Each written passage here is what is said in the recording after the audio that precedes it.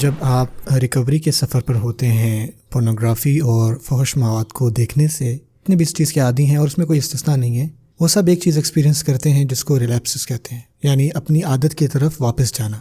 وہ اپنی پوری کوشش کرتے ہیں کہ وہ واپس نہ جائیں، لیکن کچھ نہ کچھ ایسا ہو جاتا ہے کہ سلپ ہو جاتے ہیں اور پھر وہ چیز واپس کر لیتے ہیں۔ آپ کے لیے اس بڑی بلا کو چھوڑنا جو کہ پورنوگرافی ہے، آپ کو اس کے لیے کچھ ٹریگرز کو آئیڈینٹیفائی کرنا ہوگا، یعنی ایسی سچویشنز جو آپ کو ابھارتی ہیں یہ کام کرنے پر، جس کی وجہ سے آپ اس چیز سے باہر نہیں نکل پا رہے۔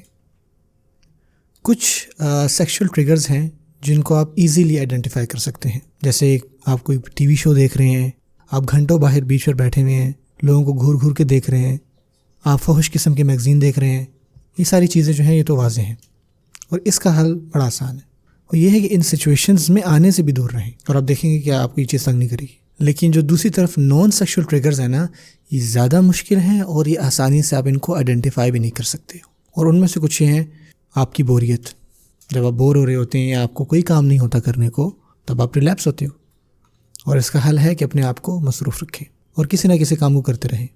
ایسی چیزیں جو آپ کو کرنے میں اچھا لگتا ہے۔ دوسری چیز ہے اکیلا پن۔ جو پورنوگرافی ہے وہ اکیلے پن کو بہت پسند کرتی ہے، اس کا الٹا کریں، اپنے آپ کو اچھے دوستوں اور اپنے خاندان کے ارد گرد رکھیں۔ سستی اور تھکاوٹ، اپنی پوری کوشش کریں کہ آپ سٹریس میں یا سٹریسفل سچویشنز میں نہ آئیں، چاہے وہ آفس کی جگہ ہے یا اسکول ہے یا گھر پہ، خاص کر اگر آپ شادی شدہ ہیں تو۔ اور اگر ایسا کچھ معاملہ ہو جائے تو سب سے بہترین حل یہ ہے کہ آپ اللہ تعالیٰ کی طرف واپس رجوع کریں اور یہ خوبصورت دعا جو ہے وہ پڑھیں۔ اللہم انی عبدک ابن عبدک ابن امتک ناصیتی بیدک ماض فی حکمک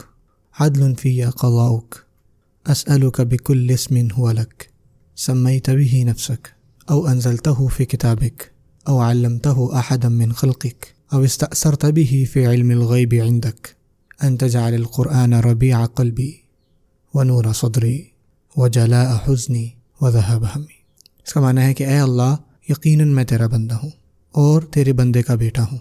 اور تیری بندی کا بیٹا ہوں، میری پیشانی تیرے ہاتھوں میں ہے، مجھ میں تیرا ہی حکم جاری و ساری ہے، میرے بارے میں تیرا فیصلہ عدل و انصاف پر مبنی ہے، میں تیرے ہر اس نام کے واسطے سے تجھ سے التجا کرتا ہوں جو تو نے خود اپنا نام رکھا ہے یا اپنی مخلوق میں کسی کو سکھایا ہے یا اسے اپنی کتاب میں نازل فرمایا ہے یا تو نے اسے علم الغیب میں اپنے پاس محفوظ رکھا ہے، کہ تو قرآن مجید کو میرے دل کی بہار اور میرے سینے کا نور اور میرے غموں کا علاج اور میری پریشانیوں کو دور کرنے والا بنا دے۔ اور اس کو کرنے کے بعد سب سے بیسٹ چیز آپ یہی کریں کہ اپنے انٹرنیٹ کو آف کر دیں اور اپنی ڈیوائس کو بند کر دیں، اپنے کمرے میں اندھیرا کریں اور سو جائیں۔